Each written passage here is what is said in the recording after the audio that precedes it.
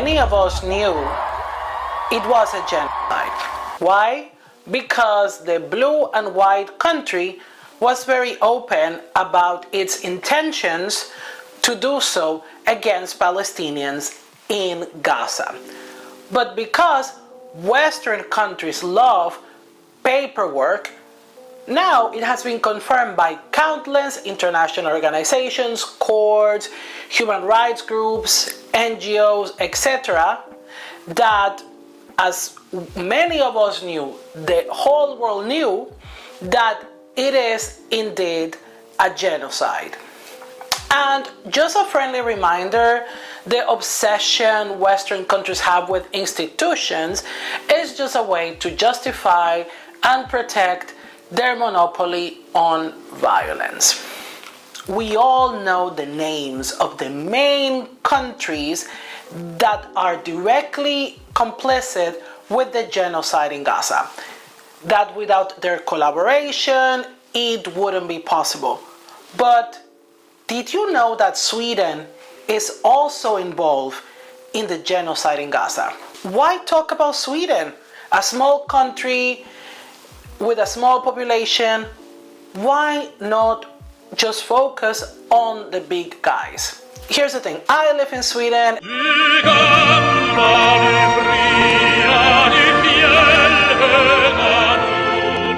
And for the time being, this is my country. And I will tell you a secret about Swedes. This is between you and me.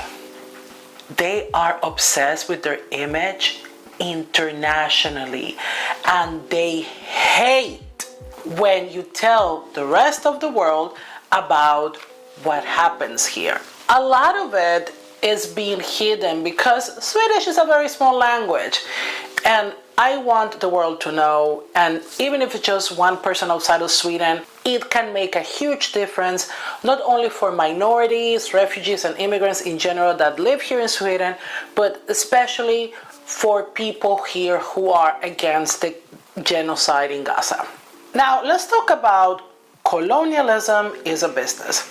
Colonialism and imperialism have always been a business venture where everybody is trying to get a piece of the cake. Often small countries like Sweden, Norway, Denmark, Switzerland latch onto bigger ones to reach those same ambitions. Like that has been the case since forever. Sweden, like many small and not so small European countries, they love to present themselves as innocent countries that have nothing to do with colonialism and imperialism, like the United Kingdom, Spain, the United States, France, etc. Sometimes Sweden goes as far as considering itself as the real victim of refugees and migrant crisis. It will take me hours to talk about Sweden's colonial history, and now Sweden has somehow directly profited specifically from ethnic cleansing against Palestinians. So in this episode, I will focus on how the current Swedish government is directly participating in the genocide in Gaza. I already did an episode where I explained how Swedish universities are complicit with the genocide in Gaza. You can go check it out. Link is gonna be in this episode description. And you know, while you're at it, comment, subscribe, and share this video, and also tell me if you knew about this before watching this episode, or if you think it is important to talk about this, why and why not. Now let's move straight to the current Swedish government. Sverige och EU står enat i att Israel har rätt till försvar inom ramen.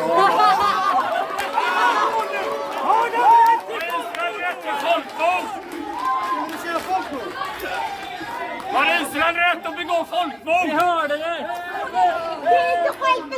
Ulf Kristersson is the Prime Minister of Sweden, who I affectionately love to call Fascist Lord Farquaad. He is the leader of Moderaterna, aka the moderates. They are right-wing and neoliberals. The other party we have is liberalena. So you guys know what being a liberal is pretty much. There's no much to say. We also have Kristdemokraterna, aka Christian Democrats, and they're right-wing Christians, and one of our main protagonists in today's episode. These parties form the government that we have right now here in Sweden in collaboration with Sverigedemokraterna, aka the Sweden Democrats. And if you have followed me long enough, especially on TikTok, you know that I talk about the Sweden Democrats quite often. Who you just saw was Jimmy Åkesson. He is the leader of the Sverigedemokraterna, aka the Sweden Democrats, which are a far-right fascist party here in Sweden full of literal Nazis that was founded by literal Nazis.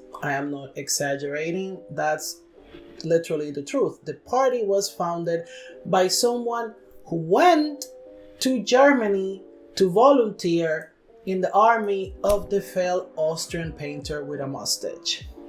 According to the Blue and White Country, this party that was founded by this guy right here with members that are active Nazis has been several times to that country, invited by the Israeli government.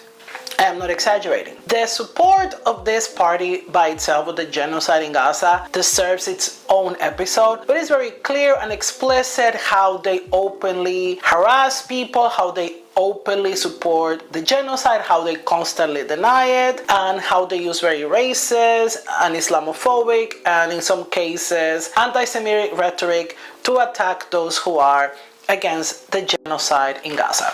Let's talk about Kristdemokraterna and Christian Zionism. Kristdemokraterna, aka the Christian Democrats, as a party, they are Christian Pentecostal, but they are mostly supported by evangelical Christians and Lutherans that share their same values. And of course, they are Christian Zionists. Here's the thing. I grew up in a Christian Zionist country, and it is so frustrating to see how Swedes have zero understanding of how insane this political and religious ideology is. And I will not get into details, but it is pretty bad. And I believe the lack of discussion and understanding about Christian Zionism in Swedish society is due to, according to me, number one, the Christian Democrats hiding their true face as much as they can. And number two, people just don't know. They might think it's something exclusively of the United States, or how it's a very Swedish tradition to just play dumb. Christian Democrat politicians have met with Israeli settlers several times. Keep in mind, those settlements are illegal according to international law, and they have always been illegal. מה אתה רוצה בארץ הזה? הארץ שלי, הארץ המובטחת. אז מה, אתה רוצה כאילו רצח עם? מה? אתה רוצה רצח עם? אני לא רוצה שהם יעופו פה, לא אכפת לי בעצם. I don't know if the settlers are running out of adults, but wherever I go now, I see baby settlers. This one seems to be like 11 or 12, I don't know how old children are.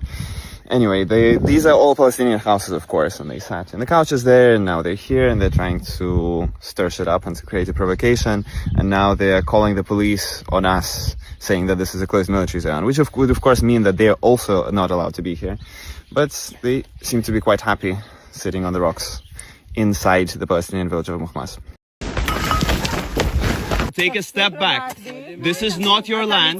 This is not your cable. You're doing damage to private property. So the settlers started digging up a cable that leads to the Palestinian houses over there in the village of Ras Al Awja, and they're still here. There they are.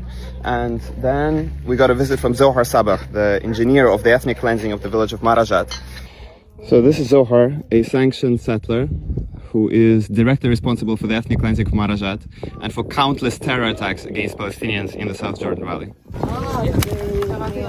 So the army arrives, and now the settlers are continuing to dig up Palestinian pipes in the presence of soldiers. על סמך מה? על סמך מה? לא להתקרב. תעצור, אתה הולך עליו, נו, מה? תוריד את היד שלך. תעצור אותו. מהצוואר שלו. אתה גילי. הוא תוריד.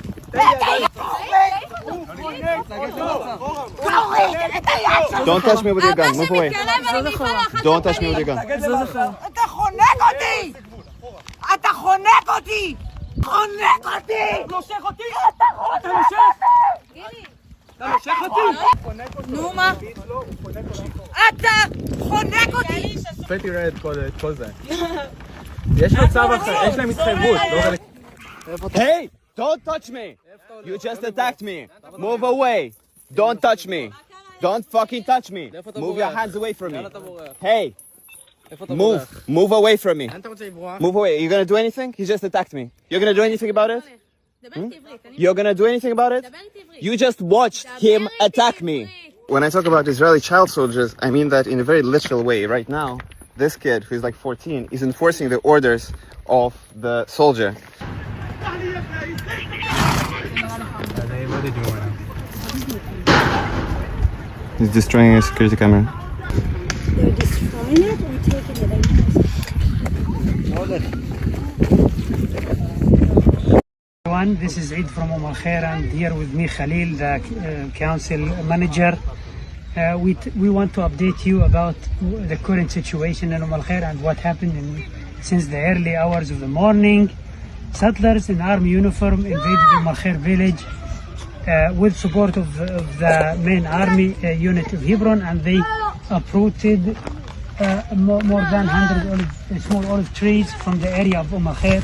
This is a private piece of land we're talking about, and because of this new outpost nearby, they came in the early morning in the darkness and they cut off these olive trees here, small olive trees. Here they cut all these olive trees, the whole area, which by the Israeli civil administration announced is a private Palestinian land, but this is not work with settlers. Settlers have worked illegally to uproot these olive trees, and also they cut the whole fence.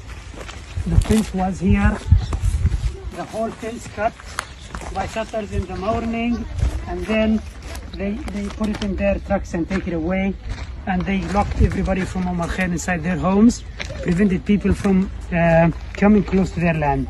We saying again, this is a private Palestinian land. Settlers try to open illegal work in this area. We ask our friends to intervene with their, responsible peoples and the important offices to stop this land confiscation, which is illegal. And even the Israeli police didn't give us any kind of real answer about that. The Christian Democrat members of the Swedish parliament, Mikael Oscarsson and Magnus Bergström, have met with Ohad Tal, and just last May, the party invited Senator lobbyist Eugene Kontorovich to the Swedish parliament.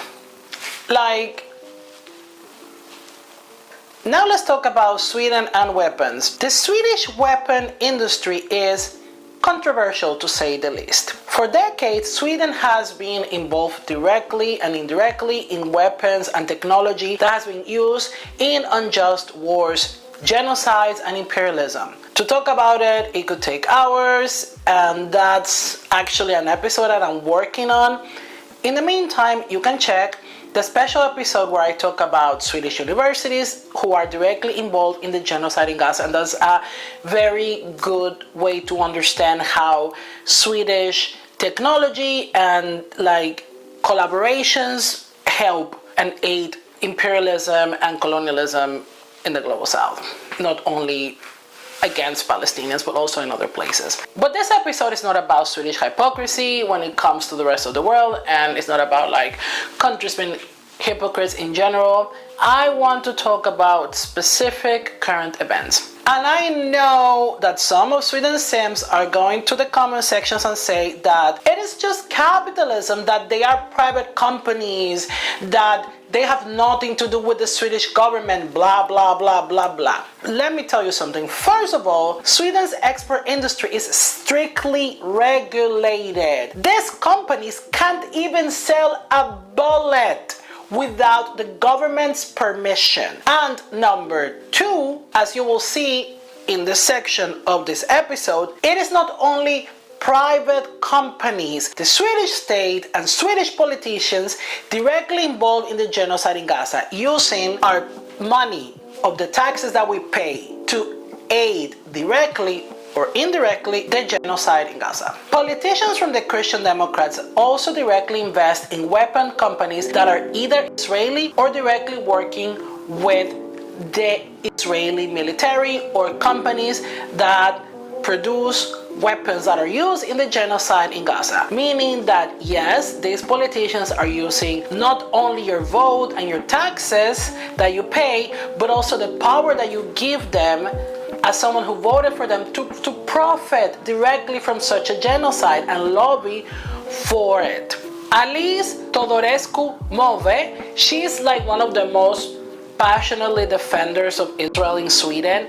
She's a member of the Riksdagen, the Swedish parliament for the Christian Democrats, is investing in two arms companies. She bought shares in Rheinmetall and Hensoldt, both companies that made huge profits from the genocide in Gaza. The Swedish pension fund AP7 is investing pension money in the genocide in Gaza. Literally 2.7 billion Swedish crowns invested in Israeli arm manufacturers companies, including ammunition and white phosphorus that's being used in Gaza. The Swedish pension money is linked to the Israeli company ICL Group. We're talking about the pension fund of almost 6 million Swedes is being used to fund the genocide in Gaza. To put it in perspective, the total population of Sweden as of 2024 is 10 million people. But AP7 is not alone in this shameless ordeal. Remember, colonialism and imperialism are perceived as business opportunities. Other Swedish companies that are directly profiting from the genocide in Gaza are the Swedish fund companies Movestic and Lisa, with their investments in the blacklisted Israeli arms company Elbit Systems, and the Swedish defense company Saab, buying components and technology. Even though Sweden has never exported a significant amount of weapons to Israel, Swedish arm exports more than double since 2023, from 4.7 million Swedish crowns to almost 22 million Swedish crowns. The Swedish Peace and Arbitration Society, a non-governmental Swedish organization which focuses on peace, disarming, and writing reports and monitoring the arms industry in Sweden, they reported the following. The Swedish Export Control Authority, the Strategic Products Inspectorate, does not want to say what the exports consist of, but they fall within Category 5, fire control, surveillance, and warning equipment and related systems, equipment for testing and firing positions, and countermeasure equipment designed specifically for military use, and components and accessories designed specifically for these. The Swedish company Aimpoint has sold the red dot sights that are used as a point of aim for guns for military application in occupied Palestine, not only in Gaza, but also used by both the Israeli occupational forces and thousands of settlers in the West Bank. Not only the Israeli military has access to military technology being developed by Sweden, the settlers have access to this. But the big chunk of Swedish economic support of the genocide in Gaza is buying Israeli weapons. Israel is one of the places in the world that Sweden buys most of its military equipment from. And after the genocide in Gaza started, the purchases have increased drastically. We're talking about billions of Swedish crowns from taxpayers' money, including a command system for almost 2 billion Swedish crowns. The Swedish Defense Material Administration, a Swedish government agency under the Swedish Ministry of Defense, signed a contract with the Israeli arms company Elbit Systems for billions of Swedish crowns. According to Elbit, this deal contributes greatly to the company's establishment in Sweden. This is not only about buying weapons from a blacklisted company because of his direct involvement in the genocide in Gaza, which is horrible enough as it is. This is about building a long-term relationship with such company. This is about helping a company that is directly involved in the genocide in Gaza establish itself in Sweden and normalize its participation in Swedish society. In the book The Palestine Laboratory, Anthony Lowenstein explains in details how Israel actively uses the occupation and violence against Palestinians as opportunities to develop new arms and intelligence technology. This has always been the case. Hello everybody, this is Mango in the North editing here. I just found out while I was editing this video that our glorious Prime Minister Ulf Kristersson had a secret meeting with Palantir CEO Peter Thiel. So pretty much this last June there was this meeting by this group of people. I'm gonna include the screenshots here. So where a lot of leaders met from NATO and from other European countries. It is creepy as it is, but here's the thing. It seems like he had this secret meeting with Peter Thiel, and the reason why we know it's secret is because journalists asked for the minutes of the other meetings, right? And they had all of the minutes and the things that they talk about. However, when journalists found out about the meeting, right? And we just found out that our Prime Minister had a meeting with this super powerful guy. And if you don't know who Peter Thiel is, you should know who he is because he's a literal techno-fascist. You would prefer the human race to endure, right? You're hesitating. Yeah, well, Yes? I don't know. I would... Anyhow, when Swedish journalists asked for the minutes of the meeting he had with this guy, they were completely hidden. They don't know what they were talking about. The only thing they know is that they were talking about Swedish AI. Yes. Listen, when I read that, after so many years doing this project and thousands of views and thousands of followers, I was scared for the first time. I am worried.